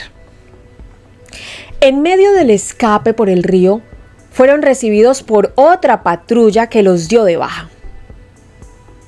A las 8:30 de la mañana del 17 de marzo de 1964, José William Aranguren, alias Capitán Desquite, Gilberto López, alias Peligro, Gustavo Ávila, alias Veneno, y Alfonso Parra, alias Pata de Chivo, fueron neutralizados. Posteriormente se practicó la diligencia de levantamiento de los cadáveres, donde se estableció que Desquite recibió 8 impactos de bala. El cruce de disparos duró aproximadamente 20 minutos y ningún hombre del ejército o de la policía resultó herido. El mismo teniente que lideró la operación, mientras hacía una lista del armamento bélico que habían confiscado, encontró un fusil 7 milímetros número 2733 con 96 cartuchos en el que se leía: "Esta es mi vida". Las autoridades también interrogaron al dueño de la casa en donde estaba refugiado Desquite y sus hombres. Confesó que realmente este bandolero y sus cómplices habían estado en su casa el día anterior y lo obligaron a darles alimentación bajo amenaza de muerte para él, su mujer y sus hijos. Se dice que los soldados mataron a Desquite sin contemplaciones. Los soldados y las autoridades policiales fueron rescatados posteriormente por un helicóptero durante los siguientes días. También transportaron el cadáver de Aranguren y de sus cómplices. Capitán Desquite fue un malhechor, un asesino con creencias liberales, un poeta de la muerte, como lo menciona en su elegía el escritor colombiano Gonzalo Arango. Hacía del crimen una de las más bellas artes. Mataba, se desquitaba y por eso lo mataron. Se llamaba Desquite. De tanto huir, había olvidado su verdadero nombre. O de tanto matar, había terminado por odiarlo. Sin ningún ideal, no pudo ser sino un asesino que mataba por matar. Era el Robin Hood de la época. Una serie de mitos e historias incomprensibles rodeaban la vida del hombre conocido como el Siete Colores por su gran capacidad para ocultarse y evadirse de las autoridades. Su agilidad, precisión y destreza le valió el respeto y renombre. Uno de los rebeldes más temidos durante la época de la violencia en Colombia. Todo ocurrió en la época de la violencia en Colombia. Vamos a ponernos en contexto. La llamada violencia empezó en 1946 y se extendió hasta el año 1958. Fue una suma de diversas violencias en materia política, social, económica, religiosa, un poco de todo. Esto se unificó gracias a los gobiernos de la época. Tras la renuncia del presidente Alfonso López Pumarejo en 1945 y bajo la presidencia transitoria de Alberto Lleras Camargo, se celebraron las últimas elecciones pacíficas. Dividido el Partido Liberal entre las candidaturas de Gabriel Turbay y Jorge Eliezer Gaitán, las ganó el conservador Mariano Ospina Pérez. Básicamente se trataba de una estrategia electoral para que el minoritario Partido Conservador no perdiera el poder que había recuperado gracias a la división liberal. Podemos decir que se trataban de enfrentamientos ideológicos entre conservadores y liberales, entre godos y cachiporros, como lo llamaban en esa época. Ideales que en su mayoría no eran de elección personal, sino que se adquirían de manera hereditaria. Teniendo clara la época y el contexto, vamos a hablar del protagonista, Carlos Efraín González Telles. Nació el 30 de octubre de 1933 en el municipio de Jesús María, ubicado en la provincia de Vélez, situado al sur del departamento de Santander en Colombia. Se desconoce el número exacto de sus víctimas. Sin embargo, diversas fuentes afirman que pudo asesinar aproximadamente a 117 personas, otras citan a 205 civiles. Sea como sea, era un famoso personaje, bandolero y asesino conservador que gozaba de grandes habilidades para poderse enfrentar de manera casi que suicida a las autoridades y escaparse sin dejar rastro. Creció en el municipio de Pijao, en lo que hoy es Quindío, antiguo Gran Caldas, región donde su familia, también conservadora y natural de Santander, había huido a causa de la violencia partidista que siguió a la elección presidencial de Enrique Olaya Herrera en el año de 1930. Era el mayor de 9 hermanos, 8 de ellos nacidos del segundo matrimonio de su padre, que había enviudado poco después del nacimiento de Efraín. Ingresó al ejército colombiano a principios de los años 50 para prestar el servicio militar. Luego de cumplir su periodo de servicio, se integró como suboficial con el grado de cabo y sirvió como enfermero de combate. Permaneció en las Fuerzas Armadas hasta 1958, cuando desertó de las filas oficiales por problemas con sus mandos que lo acusaban de contrabandear armas. Según Pedro Claver Telles, periodista, cronista y primo de Efraín, y quien escribió también una biografía de él posteriormente, Efraín entró en una onda terrible de la época en la que los militares traficaban con armas y municiones. Montaban su negocio, algunos soldados surtían a los bandoleros de armas y municiones. En 1958, González desertó de las fuerzas militares luego de que un teniente descubriera sus negocios. El teniente también tenía su negocio, era su competencia. Entonces, cuando lo descubre, lo encierra un tiempo y Efraín salió envenenado, pues consideraba eso una injusticia, ya que todos lo hacían. Al irse del ejército, Efraín se llevó muchas armas consigo y confidencialmente en Santander, una mujer muy rica, apodada la Cenicienta, buscó a Efraín para enfrentar a otro bandolero de apellido Bernal. Lo derrotó y así comenzó su vida de crimen, pero como héroe, pues para los conservadores de la región fue un símbolo. Se unió a un grupo de pájaros, como eran llamados en aquel entonces. Eran paramilitares conservadores al mando de Jair Giraldo. Ellos operaban en Caldas, sirviendo a los intereses de terratenientes locales. En esa región se le atribuyeron al menos una decena de homicidios. Después de diversos operativos desarrollados por las autoridades, fue capturado su jefe en la organización subversiva. Así que decidió irse a principios de 1960 para Vélez, que está ubicado en el sur del departamento de Santander.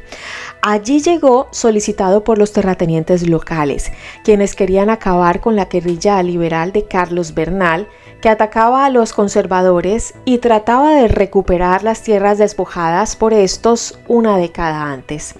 Cuando las autoridades fueron alertadas de la presencia de alias Siete Colores en la zona, fue dispuesto un grupo de tropas especialmente para capturarlo.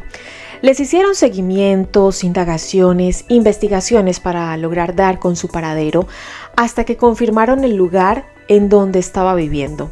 Era una finca llamada El Recreo y ubicada en el municipio de Albania, también en el departamento de Santander. El 17 de abril de 1960, el ejército reunió a sus más destacados hombres y llegaron hasta la finca de Efraín González. Los cogieron desprevenidos. Alias Siete Colores estaba con su padre, su padrino y dos de sus lugartenientes.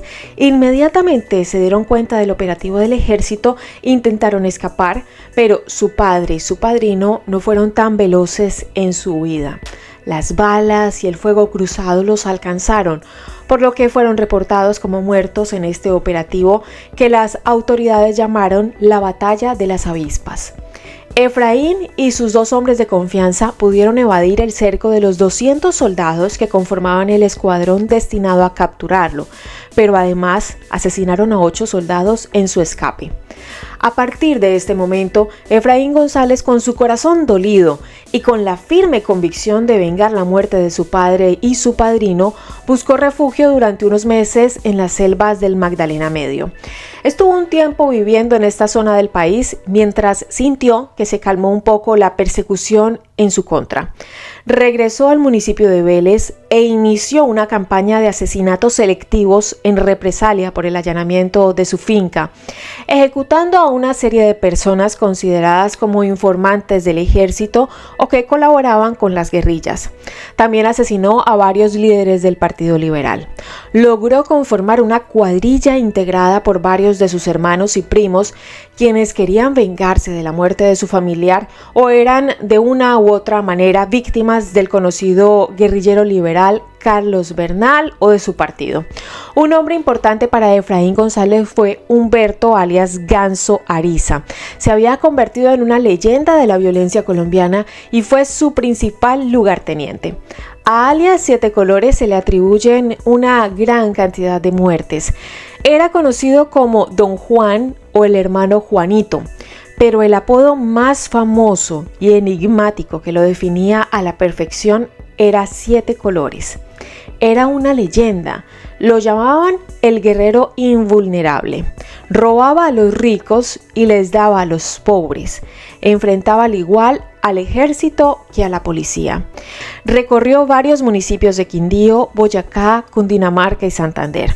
Tenía fama de inalcanzable, pero además Se comenzaron a tejer leyendas alrededor suyo, por lo que desataba misterio y miedo en sus adversarios. Las 1001 maneras como escapó a la muerte permitieron que sobre su figura se creciera completamente un mito y crecieran las historias sobre su capacidad de amo de la magia blanca para convertirse en planta o en animal cuando así lo quería. Se decía que estaba cruzado, es decir, protegido por hechizos y amuletos. Según los campesinos de la región, podía transformarse a voluntad en arcoíris para evadir a sus perseguidores. Se decía que unas veces desfiló como cura dominico para perderse en las calles de Chiquinquirá. Se disfrazaba de monja o de pordiosero. En otras se convirtió en una mata de plátano para escapar el cerco de las tropas. En más de una fue un armadillo que pasó caminando por entre las piernas de sus enemigos. En plenos combates salía a correr un gato negro y él desaparecía, o simplemente no había más respuesta al fuego y cuando se acercaban ya no estaba, no aparecía, se había esfumado o tal vez transformado en roca o en árbol o en murciélago o en arcoíris. El apodo de 7 colores, el más común y poético en torno a su figura, hablaba de su capacidad para convertirse junto a su caballo en una bandada de mariposas que en la región de Muso, en Boyacá, llaman las 7 colores. El mito fue tan popular que su apodo 7 colores trascendió las fronteras. Hubo un hecho tremendamente violento, pensado y planeado cuidadosamente por Efraín González, quien era un gran estratega y pensaba mucho en sus planes y en los detalles para evitar fallas. El día jueves 29 de septiembre de 1960, mientras se celebraba el velorio de un líder asesinado por Efraín, hombres armados, mandados personalmente por él, llegaron a la calle Cantarrana del municipio de Puente Nacional en Santander y ejecutaron a 11 personas con ráfagas de ametralladora. Jorge Enrique Fajardo, uno de los pobladores quien sufrió la pérdida de un familiar en el trágico hecho, narró en el medio de comunicación vanguardia.com que el 29 de septiembre de 1960 unos bandoleros mataron a un señor en el campo por los lados de la Cuchilla y le quemaron la casa. La viuda bajó por la calle de la Cantarrana llorando y gritando que le habían matado a su esposo y le habían quemado la vivienda, y todos salieron a ver qué ocurría. Los bandidos venían a matar a 2 líderes, pero como las 2 calles eran liberales y era una violencia bipartidista, resolvieron dispararle a toda la comunidad. Ese hecho dejó un saldo de 11 muertos y 19 heridos, y de esos 19, 2 murieron días después. En los meses siguientes, Efraín y su cuadrilla llegaron a Boyacá. Buscaron un lugar en donde poderse ocultar de los liberales y de las autoridades. Encontraron ayuda de parte de algunas autoridades eclesiásticas y también tuvieron el apoyo de los jefes de la mafia esmeraldífera de Occidente. El 9 y el 24 de marzo en el municipio de Jesús María, emboscó 2 patrullas militares, asesinando a 6 uniformados y un civil. A los 20 días, el 20 de abril, asesinó en el centro de Chiquinquirá a Pedro Cortés Santamaría y Darío Silva, jefes del liberalismo en la provincia boyacense de Occidente. Las autoridades, el presidente y los liberales no sabían qué hacer. No podían encontrarlos y mientras más pasaba el tiempo, más muertes de sus líderes e integrantes sufrían. El 30 de noviembre de 1961 emboscó a un grupo de personas que estaban tras su pista. En el Puente Nacional en Santander asesinó a 3 oficiales del ejército y a 2 agentes del Departamento Administrativo de Seguridad DAS que pretendían capturarlo.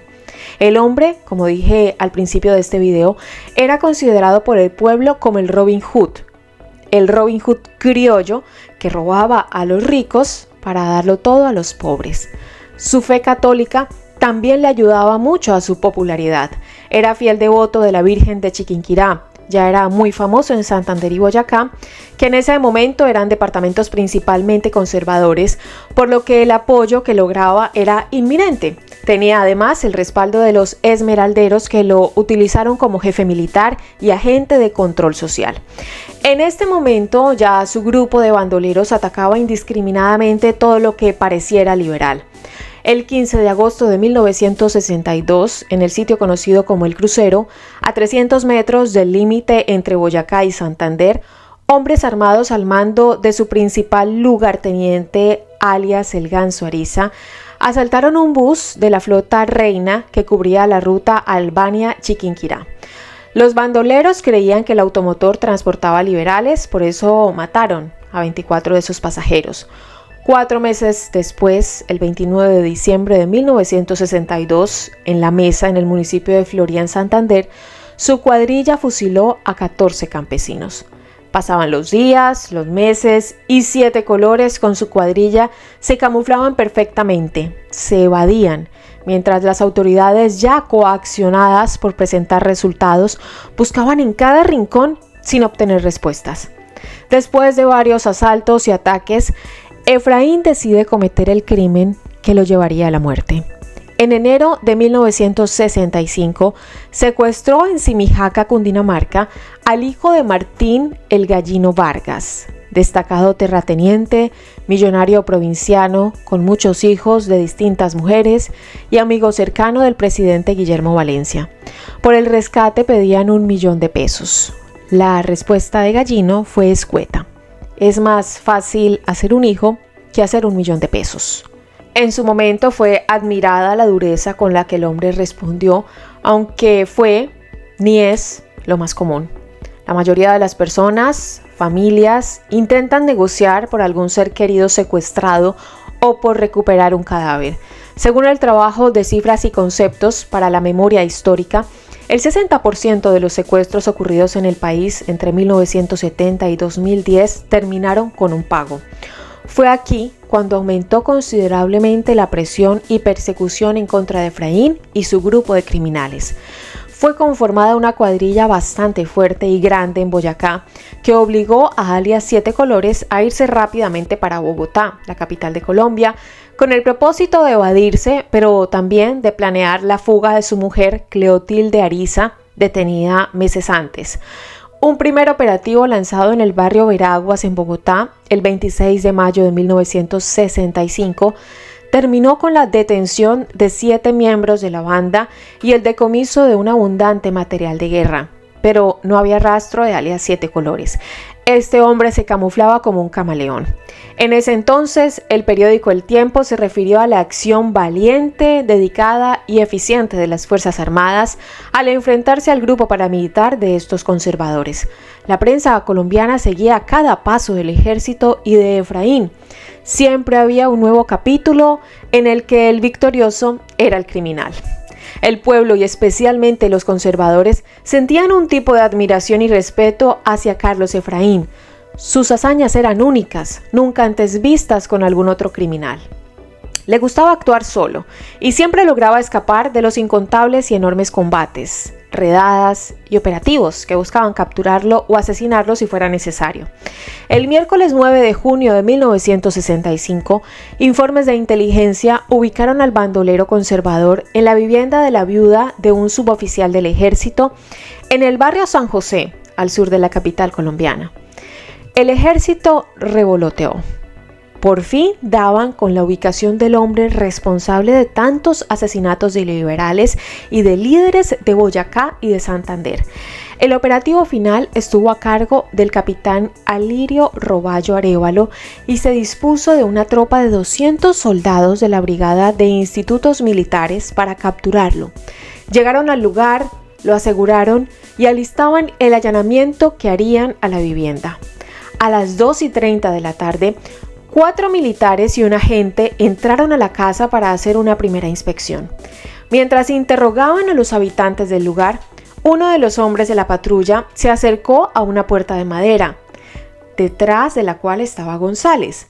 En ese momento el criminal, a sentirse descubierto, derribó la puerta y disparó una ráfaga sobre el detective José Quirama.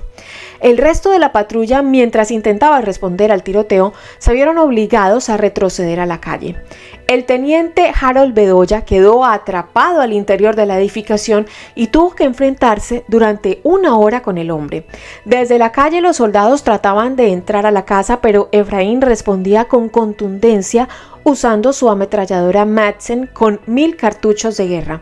Un cañón antiaéreo fue también llevado a la zona, pero los militares no supieron hacia qué dirección lanzarlo, pues González disparaba desde lugares tan diferentes que era imposible saber con exactitud su posición, y esto ya era característico en él. Cuando lo emboscaban, parecía que estaban contra muchos hombres porque respondía al fuego desde varios lugares al mismo tiempo. No se entendía por qué un solo hombre podía hacer esto, era algo sobrehumano. El teniente Bedoya logró escapar por uno de los orificios abiertos y salió a la calle más o menos a las 4 de la tarde. Recordemos que todo había empezado a eso de las 2:30. Pasaron 2 horas más de tensión e intercambio de disparos. A las 6 de la tarde, la familia Pinilla, que le daba refugio a González, se entregó. En ese momento, el coronel José Joaquín Matallana tomó el mando de la operación. Matallana es un personaje que ya fue mencionado en el caso de Oliverio Lara, que a propósito pueden encontrar en mi lista de reproducción llamada Casos. Cerca de 1000 soldados adicionales habían llegado con Matallana y habían cubierto el perímetro. Más de 5000 cartuchos y 50 balas del cañón antiaéreo habían sido disparadas contra la improvisada trinchera del criminal. A las 7:30 de la noche, un grupo de la policía militar lanzó gases lacrimógenos al interior de la casa para hacer salir a Efraín, pero él ya había previsto esto, por lo que tenía un par de baldes con agua para meter la cara cuando lanzaran los gases y así evitar sentirse ahogado. También tenía un colchón que le servía como trinchera o escudo. Efraín logró salir de la edificación armado con un revólver 38 largo y su ametralladora Madsen danesa ya descargada. Avanzó hacia un lote baldío que lo dirigía hacia donde estaba todo el barrio viendo el combate. Efraín pretendía perderse en medio de la multitud, pero los uniformados que custodiaban el perímetro estaban alerta. González empezó a disparar con su revólver sobre los soldados y enseguida trató de abalanzarse sobre uno de los policías militares llamado José Bejarano.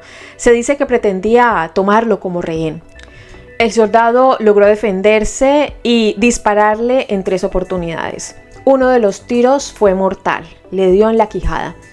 Eran las 8:05 de la noche. Para matar a Efraín González hubo necesidad de alistar 1200 soldados, un tanque de guerra y un cañón de 40 milímetros, y aún así casi se les vuela.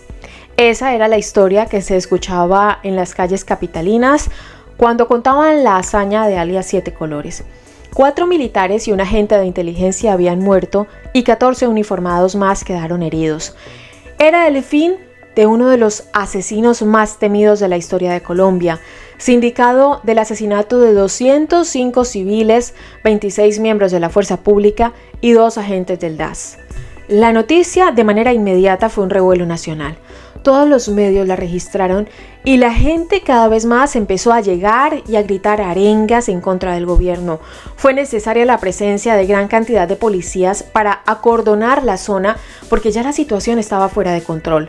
Se hizo el levantamiento del cuerpo y en el mismo sitio al otro día la gente había instalado un altar con una virgen, un crucifijo, flores y veladoras. La figura, el mito seguía con más fuerza en el subconsciente colectivo del país. El gobierno, por su parte, decidió enterrarlo lejos del centro del país, donde nadie llegara a venerarlo, donde muriera por siempre y para siempre de la memoria de su pueblo. Su cadáver fue trasladado a Yopal en Casanare, una región predominantemente liberal, en donde fue enterrado en secreto. Lo enterraron en Yopal, donde entierran a los guapos, en medio de un regimiento, y lo cuidan más de 4. Así dice la canción titulada El corrido de Efraín González, que en ese momento prohibió el gobierno nacional y que hacía referencia al rebelde más grande que había tenido la historia colombiana. Según las autoridades, con la muerte de Efraín González, se cerró oficialmente el ciclo de la violencia partidista y el bandolerismo en Colombia. Hasta aquí esta historia. Gracias por llegar al final del video. Déjenme en la caja de descripción que aparece abajo sus comentarios. ¿Ya conocían la historia? ¿Les parece contradictoria? ¿Qué conocen de la época de la violencia en Colombia? Cuéntenme. Si les gusta este tipo de contenido, suscríbanse a mi canal y activen la campana de notificaciones para que YouTube les avise cuando suba un nuevo video. Compartan la información, es muy importante para mí que me ayuden a dar a conocer mi canal. Quizás sus familiares, amigos, conocidos encuentren como tú o como yo estas historias tan fascinantes. Me pueden seguir en mis redes sociales, me encuentran como @lachilito en Instagram, Facebook o en Twitter. Nos vemos en un próximo video. Hasta pronto.